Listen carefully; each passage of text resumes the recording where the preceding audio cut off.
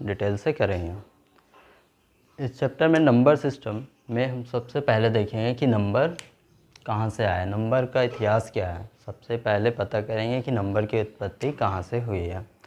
तो हम लोग जानते हैं कि एक से लेकर के जो 1, 2, 3, 4, 5, 6, 7, 8, 9, सबसे पहले 1 से 9 तक संख्या का खोज हुआ था। और इस संख्या का खोज कहाँ पे हुआ था?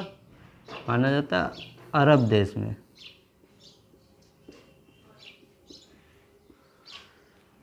एक से लेकर 9 तक संख्या का खोज अरब देश में हुआ था। और अरब देश में 1 से लेकर 9 तक संख्या खोज हुआ था, लेकिन बहुत से देश में ये जो संख्या का जो यूज होता था, उपयोग होता था, वो 1 से 9 तक में ही किया जाता था। फिर बहुत से देश में 5 तक ही संख्या को माना जाता था, वहाँ तक ही वो लोग अपना काम करते थे, संख्या का यूज करते थे। लेकिन बाद में भारत में आर्यभट्ट ने शून्य का आविष्कार किया, शून्य का खोज किया, और शून्य के खोज के बाद ही नंबर आगे बढ़ पाया। और सारा नंबर जब आगे बढ़ना शुरू हुआ, जब शून्य को 1 के साथ 10 कर दिया गया, जो 9 के बाद 10, और उसके बाद ये नंबर का सिलसिला चलते गया और पूरा एक नंबर सिस्टम तैयार हुआ। और जो ये नंबर सिस्टम सिर्फ इंडिया में ही नहीं बल्कि पूरे वर्ल्ड में जो आज नंबर सिस्टम चल रहा है, वो इंडिया ने 0 का खोज किया। अगर 0 का खोज नहीं होता तो आज जो इतने नंबर्स हम लोग देखते हैं वो नहीं होते। तो इंडिया का योगदान जो है इस नंबर सिस्टम में ऑल ओवर वर्ल्ड में, वो हम लोग इंडिया का इम्पोर्टेंस इस 0 के खोज से, आविष्कार से समझ सकते हैं। तो 1 से लेकर 9 तक जो संख्या था वो अरब देश ने खोज किया है, और ये 0 का खोज किया गया भारत के द्वारा। और जब 0 का खोज हुआ तभी ये नंबर्स आगे बढ़ पाए। अब हम लोग देखेंगे कि इस नंबर को क्या बोला जाता है। तो 1 से 9 तक जो संख्या का खोज हुआ था वो अरब देश ने किया था। और इसलिए ये जितने भी नंबर सिस्टम्स है, जो नंबर हम लोग यूज करते हैं, पॉजिटिव नंबर 1, 2, 3, 4, 10, 12, ये जो नंबर यूज करते हैं, इसको बोला जाता है हिंदू अरबिक नंबर, हिंदू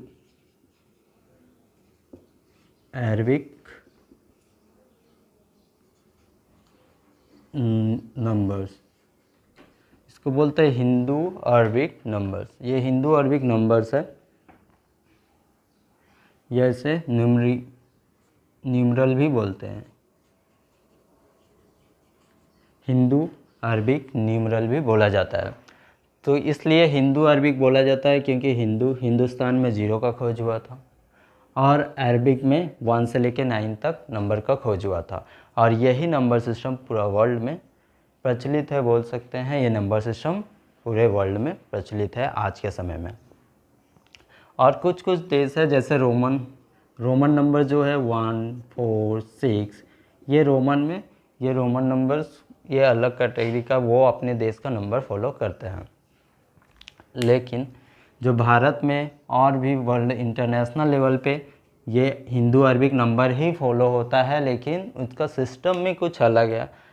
हो सके जो कॉमा देने का जो सिस्टम है इंडियन नंबर में, जैसे इस तरह से अगर हम लोग 1,20,000 लिखते हैं तो जो कॉमा दिया जाता है वो यूनिट डिजिट से 3 डिजिट के बाद और उसके बाद 2 डिजिट के बाद करके दिया जाता है। ये इंडियन सिस्टम में होता है, लेकिन ये भी नंबर जो है वो हिंदू अरबिक नंबर ही है। और इंटरनेशनल सिस्टम में जो है उसमें जो कॉमा जो दिया जाएगा वो हर 3 डिजिट के बाद दिया जाता है, हर 3 डिजिट के बाद दिया जाता है कॉमा इंटरनेशनल सिस्टम में। तो ये इंटरनेशनल सिस्टम में यही है, नंबर वही हिंदू अरबिक नंबर का ही यूज होता है। इंटरनेशनल सिस्टम हो या नेशनल हो, हिंदू अरबिक नंबर का ही यूज होता है, बस सिर्फ ये कॉमा का फ़र्क है।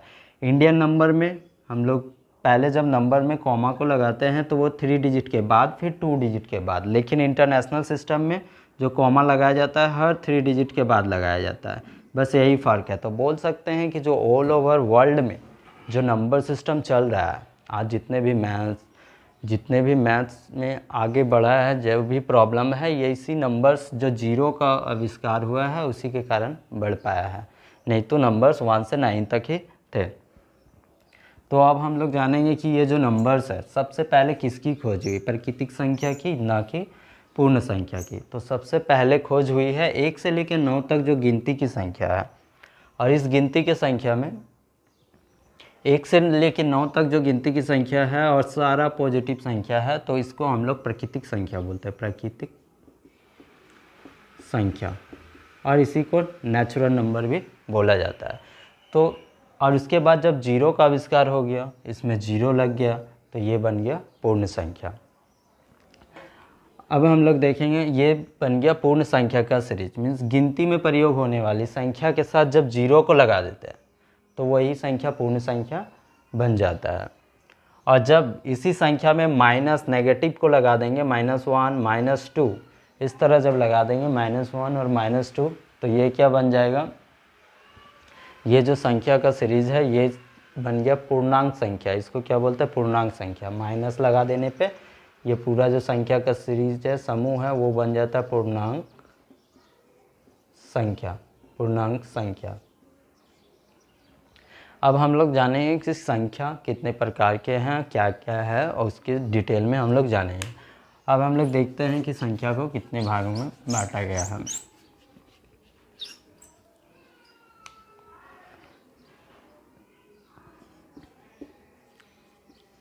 संख्या या नंबर,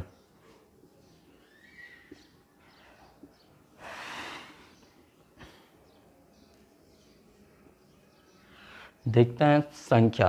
संख्या क्या है, जो हम लोग गिनती में 1 2 3 4 5 6 7 8 9 तक प्रयोग करते थे पहले, उसको बोला जाता है प्राकृतिक संख्या। तो पहले जो संख्या का प्रकार है प्राकृतिक संख्या, इसी को बोला जाता है नेचुरल नंबर, इसी को बोला जाता है नेचुरल नंबर। प्राकृतिक संख्या, अब जब प्राकृतिक संख्या के समूह में शून्य को ले लेते हैं तब बनता है पूर्ण संख्या।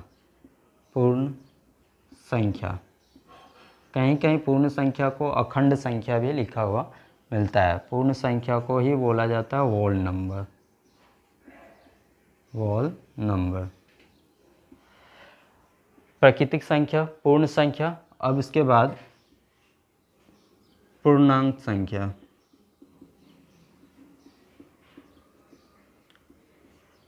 पूर्णांक संख्या में क्या क्या बोला जाता है, उसे इंग्लिश में इंटीजर बोलते हैं,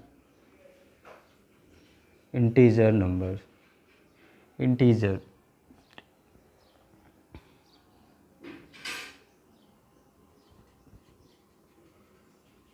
इंटीजर्स नंबर।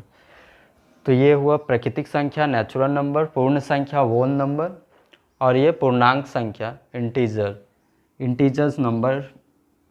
इसके बाद रैशनल नंबर। रैशनल नंबर में क्या आता है, इसको बोलते हैं परिमेय संख्या, परिमेय संख्या, जिसको बोला जाता है रैशनल नंबर। अब हम लोग देखेंगे कि प्राकृतिक संख्या क्या है। तो प्राकृतिक संख्या जो थी, जितने भी गिनती की संख्या, गिनती में प्रयोग करने वाले संख्या प्राकृतिक संख्या होती है। 1 2 3 4 5 6 7 8 9 dot dot dot infinity. Infinity का मतलब अज्ञात, आगे और भी बढ़ सकते हैं। अब होल नंबर, जब इसी संख्या में अगर हम लोग जीरो को ऐड कर लें, जीरो को ले लें, तो ये क्या बन जाता है, whole number. 0 1 2 3 dot dot dot infinity, ये बन गया होल नंबर। इसको W से इंडिकेट किया जाता है, W से दिखाया जाता है, और नेचुरल नंबर को N से दिखाया जाता है। अब हम लोग आते हैं इंटीजर। इंटीजर में जब जीरो, इंटीजर में क्या होता है, जब 0 1 2 3, या तो इधर -1 -2 -3, मीन्स ऋणात्मक संख्या, धनात्मक संख्या और शून्य, ये सबको जब एक कम्प्लीटली लेकर के इसको क्या बोला जाता है, पूर्णांक संख्या। तो अगर -1 -2 है तो वो इंटीजर है, पूर्णांक संख्या है, वो वोल नंबर नहीं है। अगर 0 है तो 0 वोल नंबर है। अगर 1 बोला क्या है तो नेचुरल भी है और वोल नंबर भी 0 को बोल सकते हैं। इंटीजर अगर बोलेगा 1 और 3 क्या इंटीजर है, पूर्णांक संख्या है, तो हाँ 1 और 3 पूर्णांक संख्या है, 0 भी पूर्णांक संख्या है और -1 -2 भी पूर्णांक संख्या है। और रैशनल नंबर में क्या आता है वो हम लोग देख लेंगे। रैशनल नंबर में क्या आता है, रैशनल नंबर वो नंबर होता है जिसमें हम लोग p/q के फॉर्म में उसको लिख सकते हैं, p/q। जैसे यहाँ पे 2/7, लेकिन हाँ ध्यान रखना होगा कि जो डिनोमिनेटर है इसका जो अंश है, अंश 0 नहीं होना चाहिए। तो जितने भी फ्रैक्शन में संख्या लिखते हैं वो क्या होता है, रैशनल नंबर। अब सिर्फ फ्रैक्शन ही नहीं, अगर इसके साथ -2 -3 0 पॉजिटिव नंबर 1 2 3 ये सब भी रैशनल नंबर में ही आता है। तो फ्रैक्शन वाले नंबर भी नेगेटिव 0 1 2 3 ये सब भी परिमेय संख्या में आते हैं। अब हम लोग देखेंगे कि ये परिमेय संख्या समझ में आ गया होगा कि परिमेय संख्या क्या है। तो गिनती में प्रयोग होने वाली संख्या को परिमेय संख्या कहते हैं। फिर जाकर के गिनती में प्रयोग प्राकृतिक संख्या के समूह में जब 0 को शामिल कर लेते हैं तो वो पूर्ण संख्या बन जाता है, पूर्ण संख्या का समूह बनता है। और जब पूर्ण संख्या के समूह में नेगेटिव नंबर ऋणात्मक संख्या के समूह को शामिल कर लिया जाता है तो पूर्णांक संख्या बनता है, जिसे इंटीजर्स कहते हैं। और परिमेय संख्या, तो जब इंटीजर में पूर्णांक संख्या में फ्रैक्शन पार्ट को p/q फॉर्म में अगर बटा में जो होता है भिन्न को भी शामिल कर लेते हैं तो वो परिमेय संख्या बनता है। लेकिन ध्यान रखना होगा q ≠ 0। अब ये जो परिमेय संख्या है इसके लिए हम लोग एक नेक्स्ट वीडियो में क्लास करेंगे परिमेय संख्या रैशनल नंबर पे। उसके बहुत से क्वेश्चन भी है जो सेपरेटली वीडियो में सॉल्व किया जाएगा। आज हम लोग प्राकृतिक संख्या, पूर्ण संख्या, पूर्णांक संख्या और परिमेय संख्या के बारे में बताए हैं। अब नेक्स्ट हम लोग इससे रिलेटेड कुछ क्वेश्चन लेंगे, कुछ बेसिक सवाल लेंगे और वो भी क्वेश्चन लेंगे जो एग्ज़ाम में पूछे गए हैं प्राकृतिक संख्या से संबंधित, या वोल नंबर से, या बोल सकते हैं पूरा नंबर सिस्टम से। हर एग्ज़ाम में क्वेश्चन पूछा जाता है, हम लोग उसके कुछ क्वेश्चन भी सॉल्व करेंगे। तो तब तक के लिए इसको आप लोग नोट कीजिए और इसके बाद हम लोग क्वेश्चन सॉल्व करेंगे।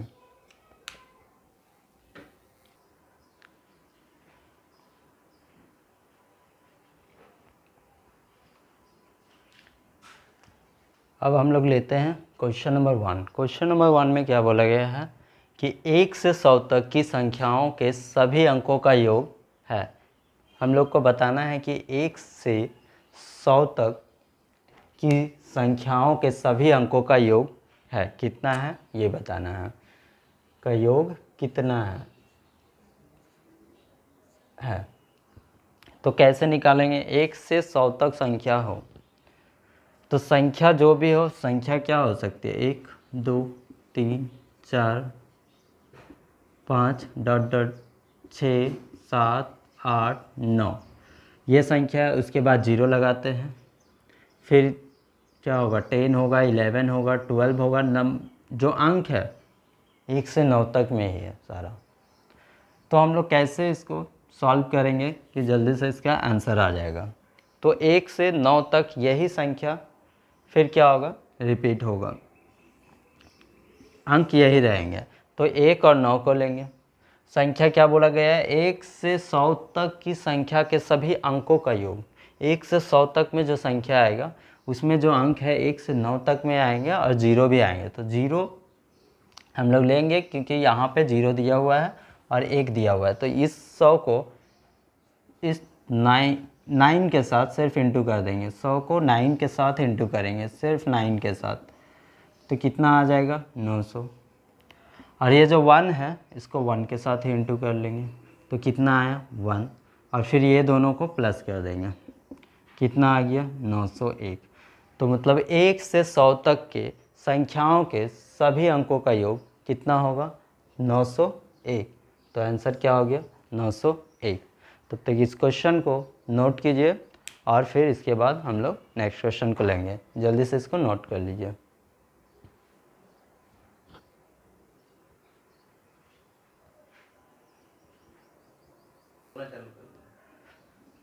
अब हम लोग लेंगे क्वेश्चन नंबर 2। क्वेश्चन नंबर 2 में क्या दिया गया है, n के किस मान के लिए संख्या 10⁻n+1 में अंकों का योग 2 होगा। बोल रहा है n के कौन सा मान n का रखेंगे कि ये जो 10⁻n+1 है इसके अंकों का जो योग है वो 2 आ जाएगा। तो n का कौन सा मान रखेंगे तो ये आएगा। ये क्वेश्चन जो है वो सी सेट 2020 एग्ज़ाम में पूछा गया है, 2020 के एग्ज़ाम में सी सेट में ये क्वेश्चन आया है। तो n के किस मान के लिए संख्या 10⁻n+1 का मान 2 होगा। तो किस मान के लिए, अगर n के जगह पे क्या बोला है ऑप्शन से इसको करेंगे, केवल n के लिए, 0 के लिए, या किसी पूर्ण संख्या। पूर्ण संख्या में पहले हम लोग पढ़ चुके हैं, 0 के साथ जितनी पॉजिटिव नंबर होते हैं वो पूर्ण संख्या होता है। फिर बोला है किसी धनात्मक पूर्ण संख्या n के लिए, धनात्मक पूर्ण संख्या पॉजिटिव नंबर, पूर्णांक संख्या, पूर्णांक संख्या, धनात्मक पूर्णांक संख्या में नेगेटिव पॉजिटिव नंबर्स और 0 भी आते हैं। तो उसके लिए, या किसी वास्तविक संख्या के लिए, तो n किसी वास्तविक संख्या मीन्स कोई भी नंबर, कोई भी रियल नंबर अगर बैठा देंगे तो क्या 2 आ जाएगा। तो पहले हम लोग को देखना है n इक्वल्स टू क्या बोला है, n 0। तो 10⁻, अगर 0 बैठाएंगे तो यहाँ क्या आया 1। यहाँ जब 1 दिया हुआ है तो इसको भी 1 करना है। तो 10 का पावर अगर 0 लेते हैं, n 10 का पावर अगर 0 लेते हैं तो इसका वैल्यू कितना आएगा, किसी का भी पावर 0 होने पे उसका वैल्यू 1 हो जाता है। और यहाँ पे क्या है +1।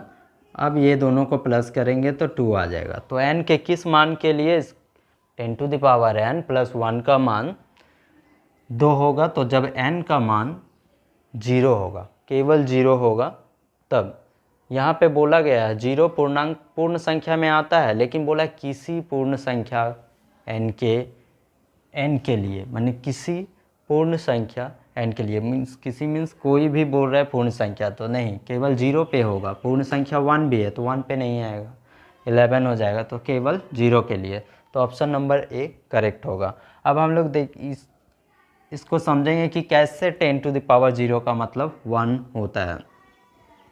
तो इसको हम लोग देखेंगे, इस तरह से समझेंगे। 10⁻, एक छोटा सा एग्जांपल लेते हैं। यहाँ पे दिया हुआ है 10 का स्क्वायर और नीचे भी दे के रखा है 10 का स्क्वायर। अगर इसको हम लोग कट करेंगे तो क्या 1 टाइम में कैंसिल हो जाएगा, 1 आया आंसर। लेकिन अगर क्या 10 का पावर 0 रहता तो क्या 1 नहीं आता, उसको हम लोग को देखना है कैसे आएगा। 10 क्या दिया हुआ है स्क्वायर, और यहाँ भी स्क्वायर। जब डिवाइड करते हैं इंडिसेस में डिवाइड करते हैं तो क्या होता है, ये जो स्क्वायर है डिवाइड में माइनस होता है दोनों का पावर, ऊपर का और नीचे का। तो कितना आया 10⁻0। तो इसका वैल्यू कितना लिख सकते हैं 1। क्यों, क्योंकि अगर इसको कैंसिल करेंगे तो भी 1 आएगा और पावर को माइनस करेंगे तो 0 आएगा। तो इस पावर 0 का मतलब ये नहीं कि 10⁻0 का मान 0 हो जाएगा, ये नहीं होगा। 10⁻0 या किसी का भी ऊपर पावर 0 होगा तो उसका मान 1 आएगा। तो इसलिए इसका जो करेक्ट आंसर है ऑप्शन नंबर ए। इसका स्क्रीनशॉट ले लीजिए। अब हम लोग नेक्स्ट क्वेश्चन करेंगे।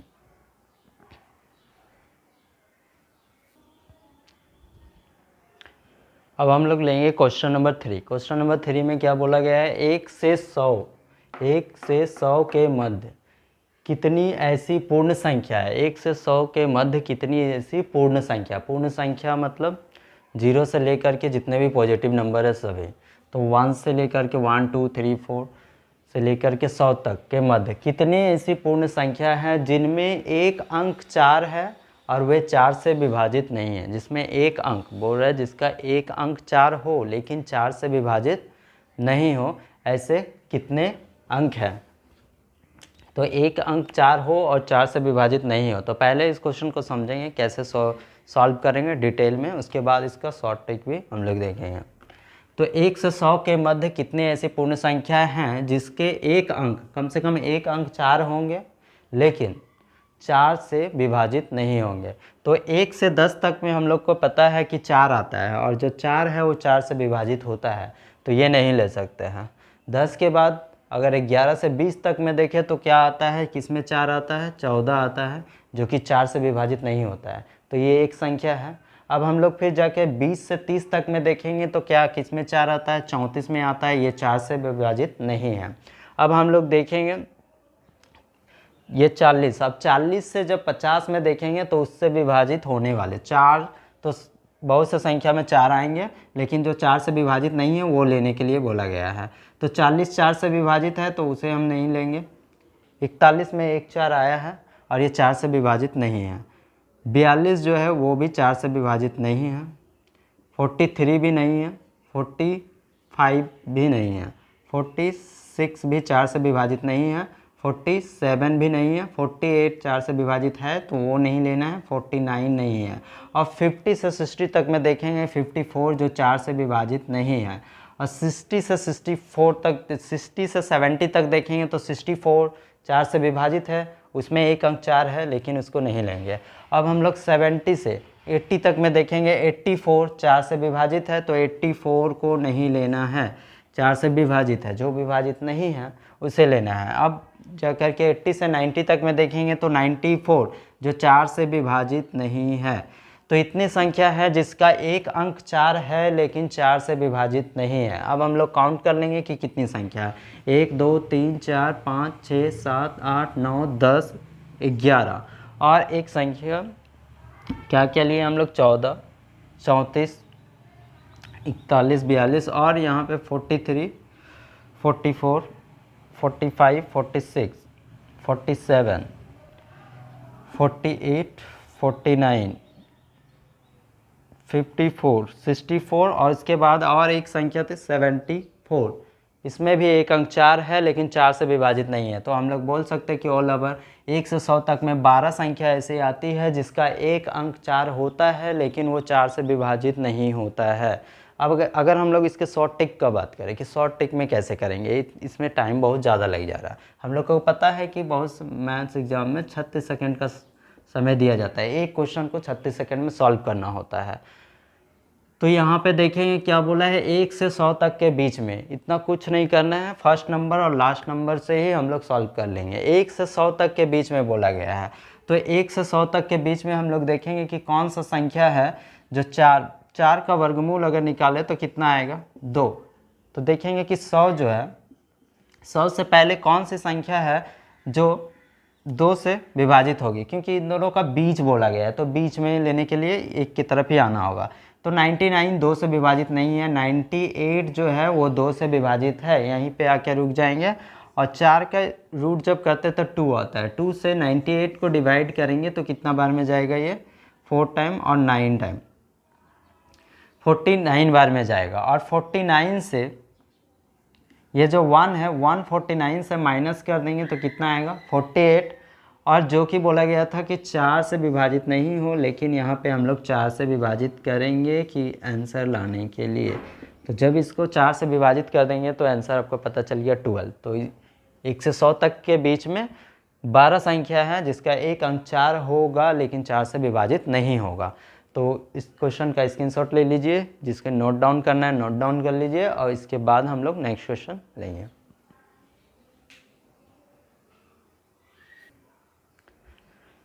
अब हम लोग लेंगे क्वेश्चन नंबर 4। क्वेश्चन नंबर 4 में क्या बोला गया है, अधिकतम लंबाई x की क्या होगी जिसमें 3.1/2 मीटर और 8.3/4 मीटर x के पूर्णांक गुणज होंगे। अधिकतम लंबाई क्या होगी जो x का पूर्णांक गुणज होगा। तो जब भी अधिकतम लंबाई की बात होगी तो हम लोग ये दोनों भिन्न, अधिकतम जब भी बोलेगा तो हम लोग SCF लेते हैं, मौसप दोनों भिन्न का ले लेंगे। 3.1/2 मीटर दिया हुआ है और एक दिया हुआ है 8.3/4 कि अधिकतम लंबाई बोल रहा है x का पूर्ण गुणज होगा। तो पहले इसको हम लोग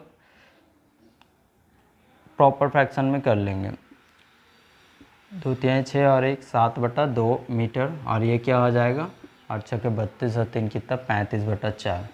तो जब भी हम लोग को HCF निकालना होगा, HCF भिन्न का, तो ऊपर वाला जो होता है उसका HCF लेते हैं, इसका हम लोग HCF लेंगे और नीचे वाला का LCM लेते हैं। तो 35 और 7 का HCF जब लेंगे तो HCF का मतलब वो बड़ी से बड़ी संख्या जो दोनों को विभाजित कर दे।